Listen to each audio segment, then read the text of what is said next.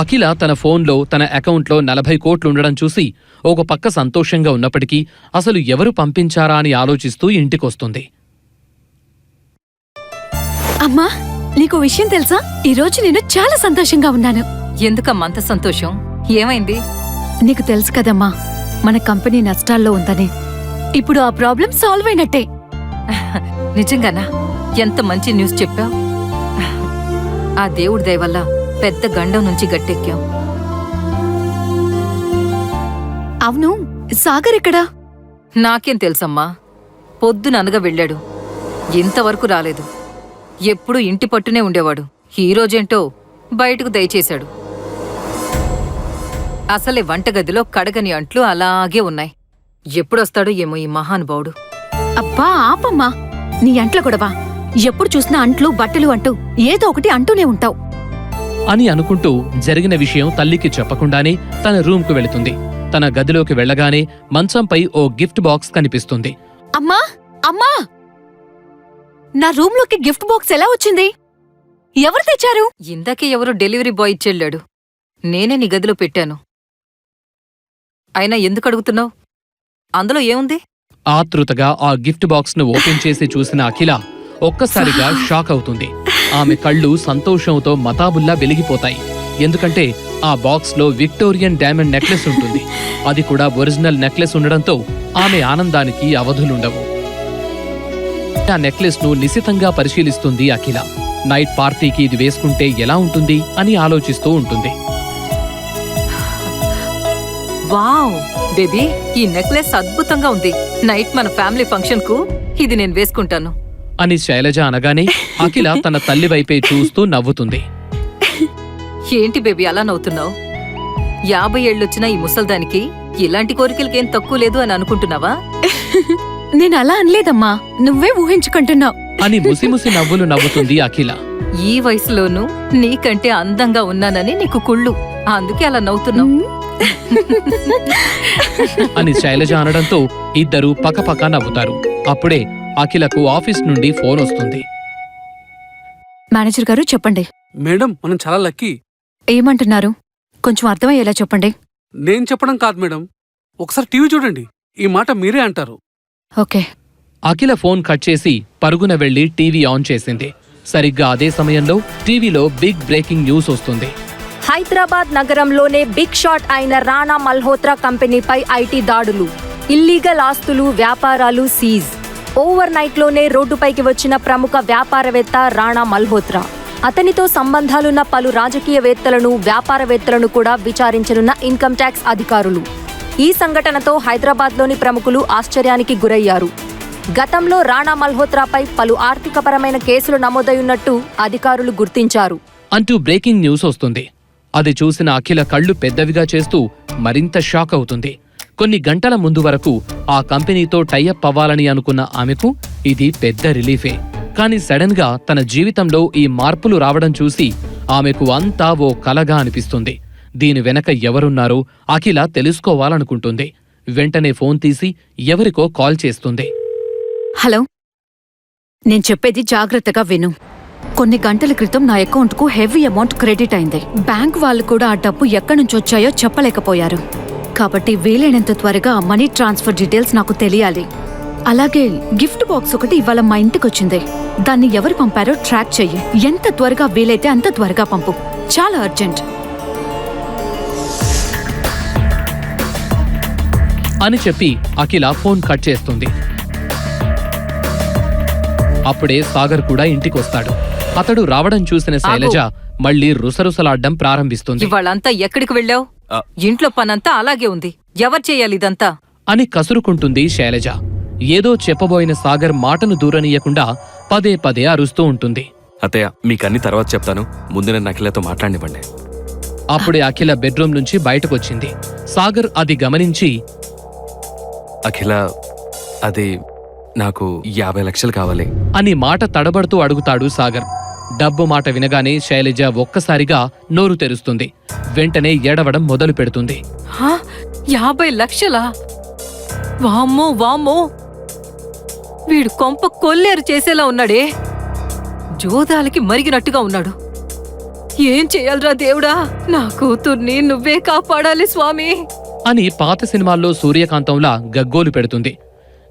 శైలజ అంతటితో ఆగకుండా చేతులు 2 అల్లుడి ముఖం దగ్గరికి తీసుకొచ్చి పిడికిళ్లు విరుస్తూ తిట్టి పెడుతుంది. నీ బాబుగాడి సొమ్మేమైనా మా దగ్గర దాచిపెట్టావా? కాణి కూడబెట్టలేవు కాని అడిగిన వెంటనే లక్షలకి లక్షలు కుమ్మరించాలా? డబ్బు లేదు, గిబ్బు లేదు. వెళ్ళి ఇంటి పని చూడు, వెళ్ళు అని తన అల్లుడిపై చిర్రుబుర్రులాడుతుంది శైలజ. ఆమె మాటలకు సాగర్ అవమానంగా ఫీలవుతాడు. ఇంకా ఏదో అనబోతున్న శైలజను ఆపిన అఖిల, అమ్మా నువ్వు కాస్త ఆగు. 50 లక్షలు ఎందుకు నీకు? అది ఖాళీగానే ఉంటున్నాను కదా, చిన్న బిజినెస్ ఏదైనా స్టార్ట్ చేద్దామని అనుకుంటున్నాను అని అంటాడు సాగర్. అతని మాటలను బట్టి ఏదో దాస్తున్నాడని ఇట్టే కనిపెడుతుంది అఖిల. విషయమేంటో తెలుసుకోవాలనుకున్న అఖిల, ఇప్పటికిప్పుడు 50 లక్షలంటే కష్టమే. సరేలే, నేను ట్రై చేస్తా. అన్నట్టు పార్టీకి సూట్ తీసుకోమని డబ్బిచ్చాను కదా, మరి తీసుకున్నావా? తీసుకున్నా, అదే పని మీద వెళ్ళాను. సరే, త్వరగా రెడీ అవ్వు, పార్టీకి టైం అవుతుంది అని అఖిల చెప్పడంతో ఫ్రెష్ అప్ అవడానికి వెళ్తాడు సాగర్. 50 లక్షలా? దేవుడా!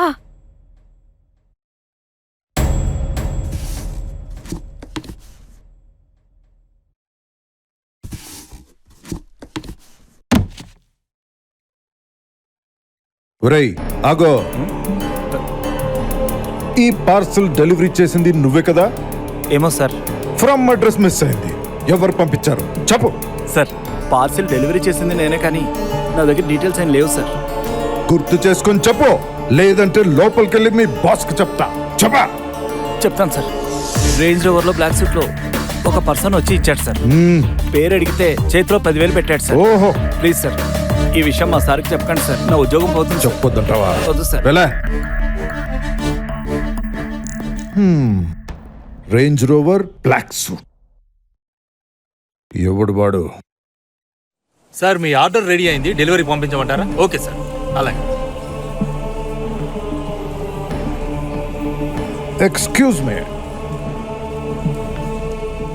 ఈ జ్యువెలరీ ఎవరు ఆర్డర్ ఇచ్చారో చెప్పగలుగుతారా? తెలీదండి, నాకు తెలీదు. మీకు తెలుసు ఈ డిజైన్ మీ స్టోర్లోనే దొరుకుతుంది. లేదు సార్, ఛాన్సే లేదు. చెప్పండి, చెప్పకపోతే ఇబ్బందులు పడతారు, గుర్తు తెచ్చుకోండి. ఓకే సార్, నేను చెప్తాను. రే చిన్న, ఈ అకౌంట్లో డబ్బులు ఎక్కడి నుంచి వచ్చినాయి నాకు తెలియాలరా. కొంచెం టైం పడుతుంది. టైమా? అదే లేదు కదా చిన్న, నీ టాలెంట్ ఉపయోగించి. కష్టం సార్. అర్జెంట్, కమాన్. ఓకే. శబాష్. అనంతరం ముగ్గురు కారులో పార్టీకి బయలుదేరుతారు. ఓ పెద్ద 5 స్టార్ హోటల్ ముందు కారు వచ్చి ఆగుతుంది.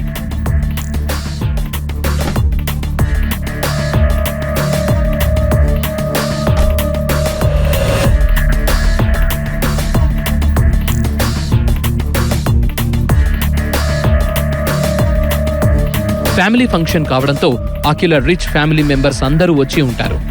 ఏమీ లేని సాగర్ను అఖిల పెళ్లి చేసుకుందని వాళ్లందరికీ ఆమె అంటే చిన్న చూపు. అయితే అఖిల మెడలో ఉన్న నెక్లెస్ చూసి వాళ్లు ఆశ్చర్యపోతారు. 50 కోట్ల విలువ చేసే ఆ నెక్లెస్ ను ఇంతవరకు వాళ్లు చూసిందే లేదు. అలాంటిది అఖిల ధరించడం చూసి ఫేక్ నెక్లెస్ వేసుకుందని ఎగతాళిగా మాట్లాడతారు. అయితే దాని అసలు వాల్యూ ఏంటో ఆమె ఒక్కదానికే తెలుసు. అందుకే ఏమీ పట్టనట్టుగా పెద్దగా మాట్లాడదు. అఖిల మెడలో విక్టోరియా డైమండ్ నెక్లెస్ చూసావా? అవును, అసలు దాని గురించి వింటమే కానీ ఇప్పటి వరకు చూసిందే లేదు.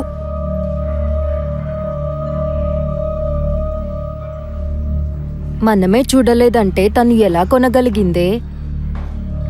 మొగుడికైతే కొనిచ్చే స్తోమత లేదు, కన్ఫామ్గా ఇంకెవడో కొనిచ్చుంటాడు. చూసావా అందరూ ఎలా మాట్లాడుకుంటున్నారో? ఇదంతా మీ నాన్న వల్లే. ఈ సాగర్ వల్ల మన పరువు పోతుంది.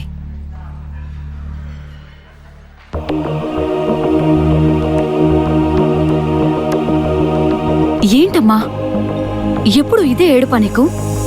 కనీసం పార్టీలో కూడా ప్రశాంతంగా ఉండనివ్వవా? ఈ బికారి గడి వల్ల ప్రశాంతత కూడానా? వీణ్ణి పర్మనెంట్గా ఎలా వదిలించుకోవాలో నేను చూసుకుంటాను.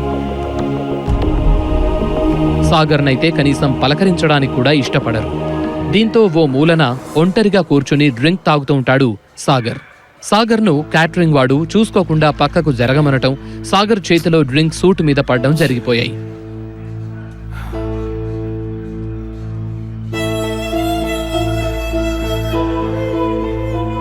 అప్పుడే అక్కడికొచ్చిన అఖిల, ఇక్కడేం చేస్తున్నావు? ఏంటిది?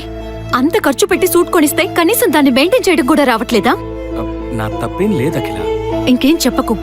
పార్టీ అయ్యే వరకు కొంచెం డీసెంట్ గా బిహేవ్ చేయి. సరిగ్గా అప్పుడే ఆ హోటల్ ఓనర్ కేదార్ సాగర్ను చూస్తాడు. అతన్ని చూసిన కేదార్ ఒక్కసారిగా ఆశ్చర్యపోతాడు.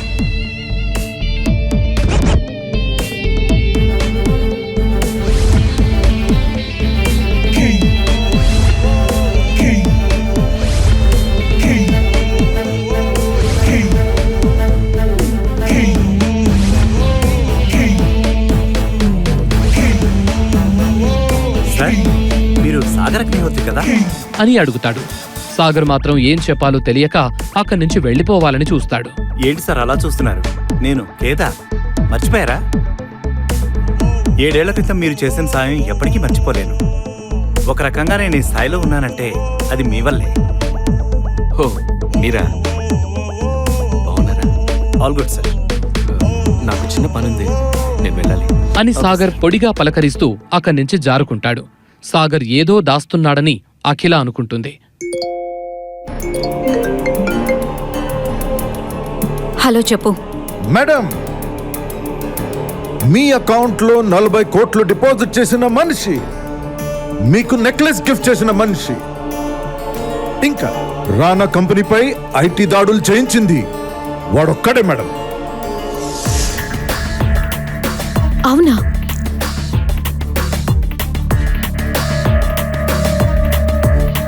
I've got proof. ఆశ్చర్యంగా కళ్ళు పెద్దవి చేసి తన భర్త సాగర్ వైపే చూస్తూ ఉండిపోతుంది అఖిల.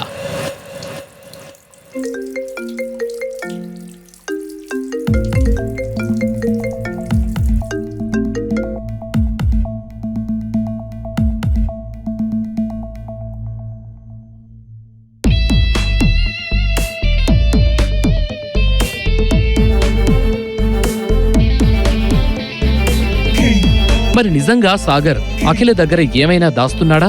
సాగర్ అంత రిచ్ అయితే ఏ పని చేయకుండా ఇంట్లోనే ఎందుకుంటున్నాడు? కేదార్ను చూసి సాగర్ ఎందుకు వెళ్లిపోయాడు? శైలజ ఎన్ని అవమానాలు చేస్తున్నా ఎందుకు భరిస్తున్నాడు? అఖిలకు డబ్బు గిఫ్ట్ పంపిన సాగర్ ఎందుకు చెప్పట్లేదు? రాణా మల్హోత్రా రోడ్డున పడటంలో సాగర్ హస్తమేమైనా ఉందా? అసలు అఖిలను సాగర్ ఎందుకు డబ్బులు అడుగుతాడు? ఈ ప్రశ్నలకు సమాధానాలు తెలుసుకోవాలంటే నెక్స్ట్ ఎపిసోడ్ వినాల్సిందే. క్రింద ఇచ్చిన లింక్ ని క్లిక్ చేసి పాకెట్ ఎఫ్ఎం యాప్ ని ఇన్స్టాల్ చేసుకోండి. Stay tune to pocket FM.